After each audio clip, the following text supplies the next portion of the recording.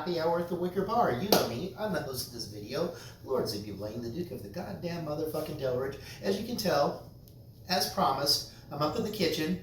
Rayla and I were having drinks with some fellows and fellas. I won't mention their names because you know I don't want to be a name dropper. It's just not very dignified. And the conversation came to tuna, different ways to cook tuna.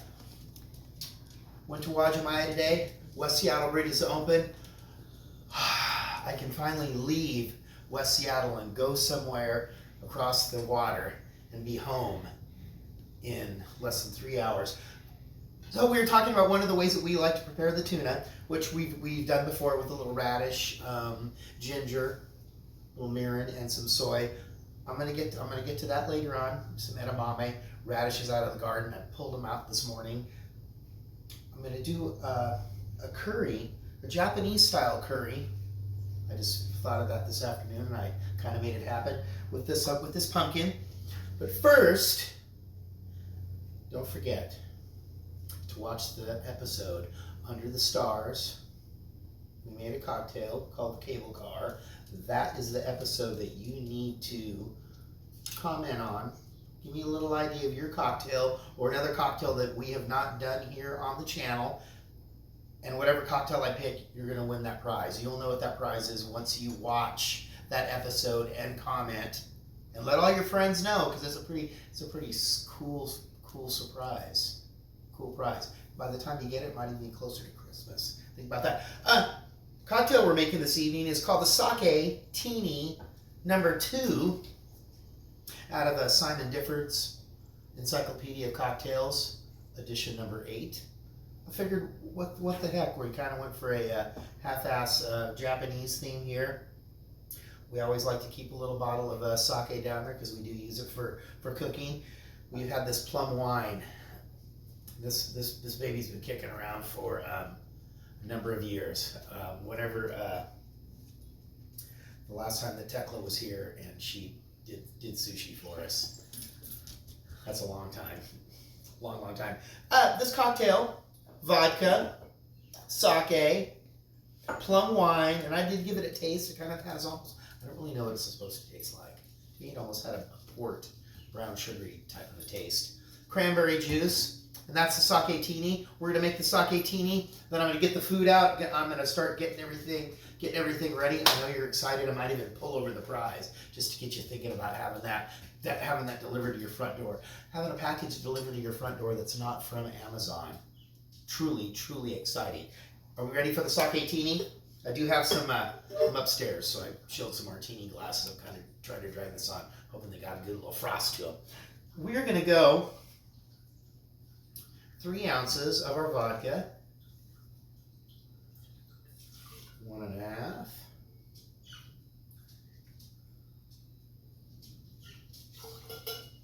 3. We're going to go 2 ounces of our plum wine.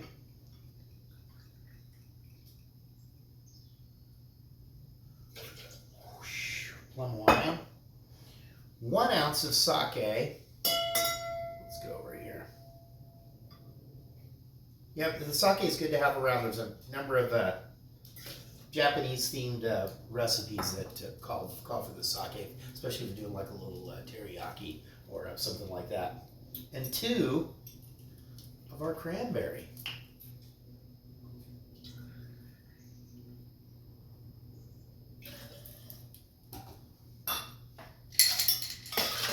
Little ice up in there. Whoa, there's it.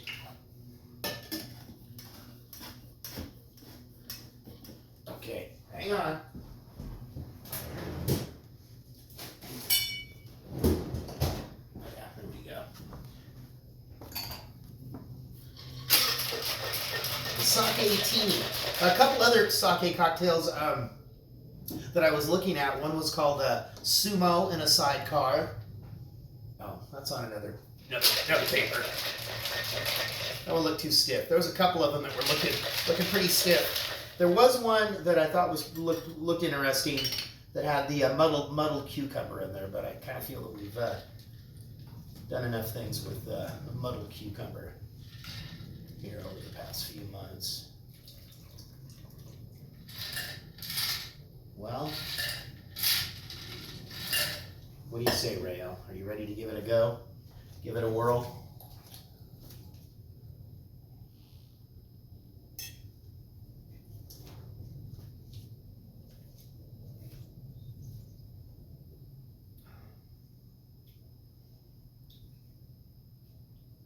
Interesting. I would have to say that it's like nothing that I've ever tasted before.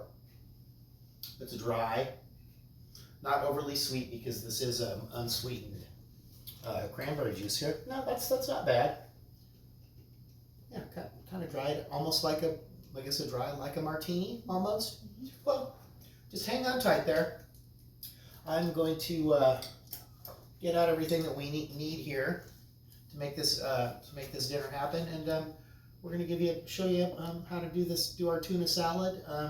Courtesy our hack of a Jamie Oliver recipe, and then this pumpkin curry with some Japanese curry. Just hang tight. We are getting ready. That's a very interesting cocktail. I like that. It wasn't sweet or didn't have any fruity notes. Very dry, very much like a martini. Rarely even thought could have been made with bourbon, just because maybe the plum wine went bad and that's why it kind of tasted like a port. Maybe we'll need to buy a fresh bottle of plum wine. Anyhow, tuna is ready. These you can use just regular tuna steaks. I happened to go to Wajimaya and they had some of the more of this sashimi grade tuna, so I just purchased a couple of those steaks. I do kind of want to get them to a room temperature. They are lightly oiled, salt and peppered. The Japanese curry called for a curry roux, and this is a product that you can actually buy. I wasn't even familiar with it at all. All I did was Googled Japanese style pumpkin curry, and it came up with the curry roux, and they showed a bunch of the prepared ones. And I know that I've seen these at Wajimaya, even the regular grocery store, and one of them's a Vermont curry. I think there's an S&B. So I made the curry roux, and this is, I need to look at my list to tell you all the spices that are in here. Turmeric, cardamom, cumin, nutmeg, garam masala, black pepper, ginger powder, chili powder, curry powder, and it was supposed to have ground clove. Ground clove we did not have. You lightly toast the spices, 5 tablespoons of butter, 1.5 tablespoons of honey, and 5 tablespoons of flour. And you're just kind of making like this thickening agent. And I'm going to throw this in. Different recipes I had. There was a few that called for coconut milk. I didn't really feel that coconut milk was really Japanese. And we do other curries with coconut milk. I'm going to use some chicken stock instead of water. We have our pumpkin. I'm going to throw in a couple of little potatoes just because we had them. We have our onion, and it does actually, some of the recipes did call for cabbage to be thrown in. We have a little bit of a leftover cooked cabbage from last night that's just been salt and peppered, not vinegared. And we are going to throw that in there. And I'm just going to kind of get these, I'm just going to kind of cook these vegetables off just a wee bit before I throw the stock and our curry roux. So yeah, you make that mixture, and then I just put it in this little Tupperware. Put it in there. I did the thing if you've ever had to blind bake a pie shell, and you fill it with line it with foil, and then you put beans in there so it doesn't puff up. I did the same thing here. I just put some rice on the other side of this. Smells really good. Might be my initial tastings of it where it was a little on the sweet side due to the honey, but Rael didn't seem to think so. Let's get a little bit of olive oil going in there. I know probably shouldn't be olive oil, something else. That's all right.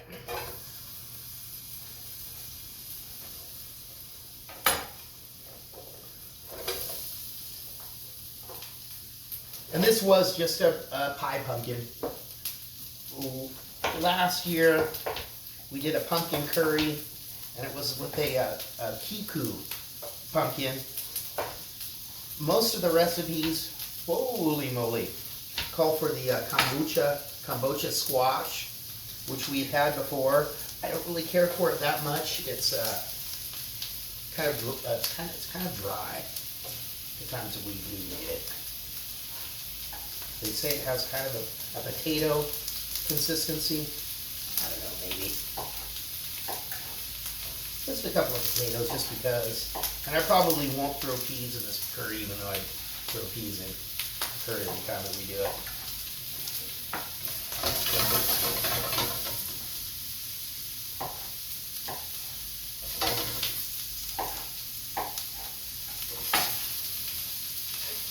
Spurtle. There we go. Our Japanese-inspired pumpkin curry. Starting to go. Just gonna let these vegetables cook a little bit, get a little bit of color to them. Just hang tight. I'm gonna clean up, and then I will make the dressing for the tuna salad. Not tuna salad, but this tuna salad. So just hang tight.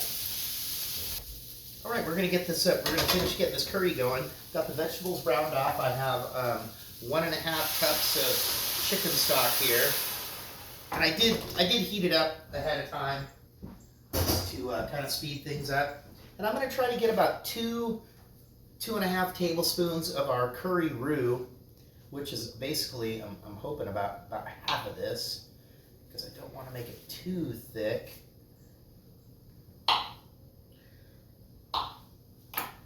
Look at that. I'm just going to go ahead and throw that in there. Interesting stuff. I'm going to put the lid on. I'll fiddle with this in a few minutes. So for our tuna salad, radishes that we pulled out of the garden this morning, and I will be using these greens. They're a little bit different tasting than the radish greens that we would save if we were buying radishes from the grocery store, which we are not. We'll put these over here in the little colander.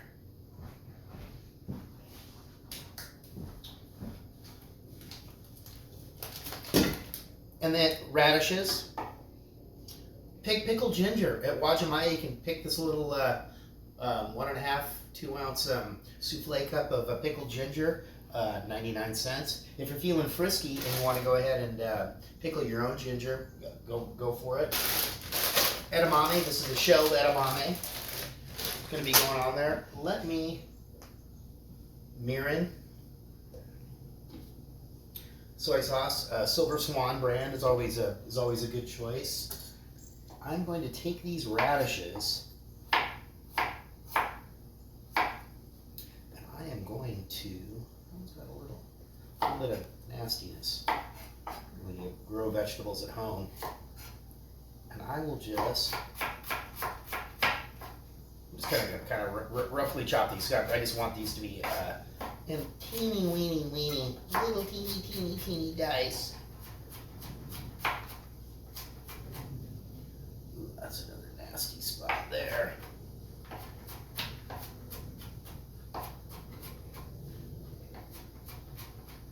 Yeah, I should have been a little bit more conscientious with my knife cutting here. That's all right.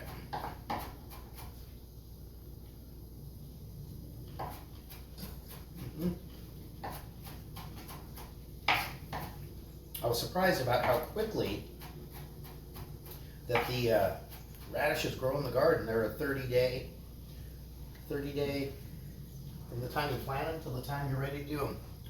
You're ready to pull them up. There is our radishes. And I'm going to do the same with our pickled ginger.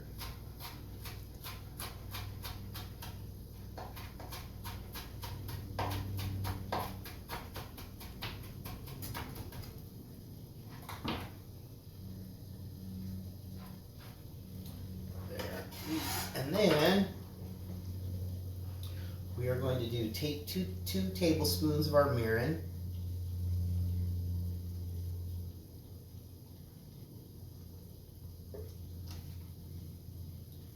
And about a tablespoon of our soy. Now this is going to be the dressing that will go on our tuna salad. There we go. Water's going for the edamame. The deal is I'm going to chop up those radish greens, arrange those in the bowl, hit them with the hot edamame, and they're going to kind of wilt a little bit. There you go, that's going out. So hang tight, I'm going to clean this up. I just love pickled ginger. And I'm going to be back in just a few minutes. We're going to start making this happen. I do have the grill pan because I didn't want to go outside to grill the tuna. Grill pan is heating up. Rail tasted this, and this is, you know, unfortunately, it's one of these things that we've done where we add all the seasoning, and it just doesn't seem to have enough oomph to it.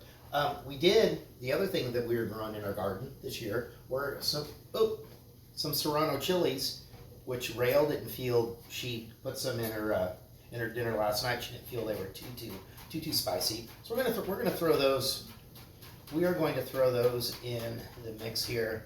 And I did actually, when I was doing this, I actually did add a little bit more spice to it than what was called out in the recipe. But you know, it's one of those things that you really never know. You really never know until you do it. And this is the first time that I've done this, and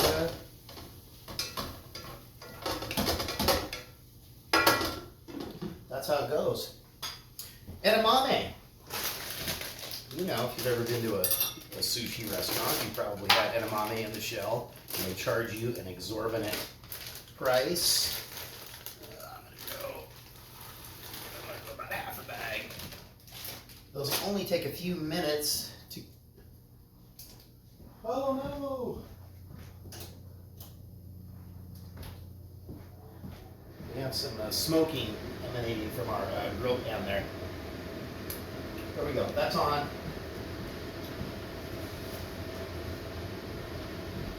Let us grab. Let's see, get that to go back up to a boil. Well, let's get some of these. Quite a bit different taste than commercially prepared radish greens. I'm still gonna do them though.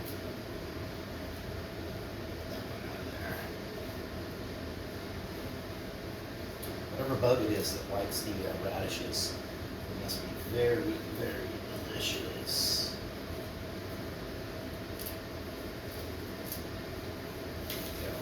I'm going to kind of chiffonade those to let them get a chance to really wilt. And I'm not going to do too many because these are a much different, stronger flavor. That's going to work.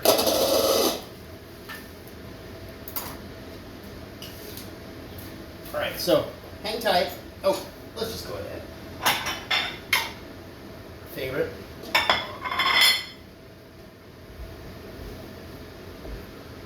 To arrange things like this. Good. There you go. That is that. We're going to probably do the tuna first before we get into that the curry. Did make a little bit of rice. Hang tight. I'm going to open up a bottle of wine. I'm really getting into it here. Hang tight. I'm going to be right back. 2, 3, 8 minutes. There we go. Edamame is done, and it's on those radish greens. I have the grill pan heating up. I'm going to probably do maybe it's been pretty thick. I might do 2 minutes aside, and I might do the edges as well.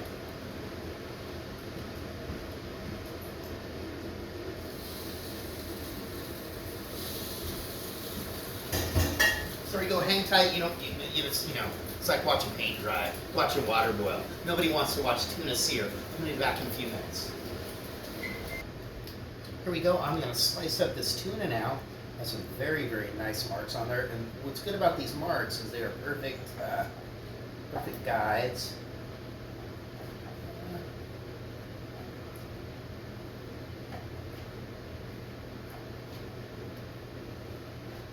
Should have ran this knife through the sharpener one time.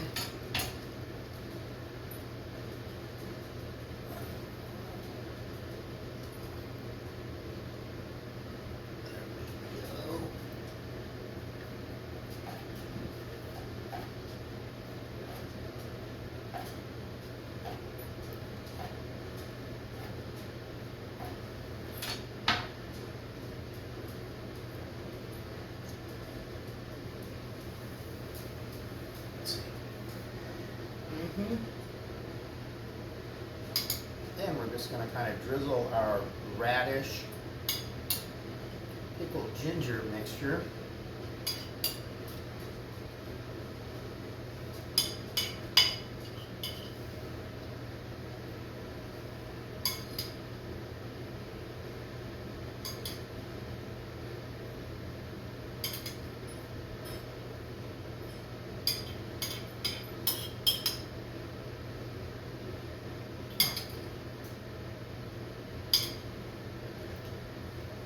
Go, and then it gets one little drizzle of olive oil, and that is our grilled tuna salad. We're gonna get up on this. Should I do the curry right now, or want to eat this? Come back to the curry. Which one? Curry now. All right. Salad. I mean, this is fairly same kind of a bowl. Look at that. It's fertile.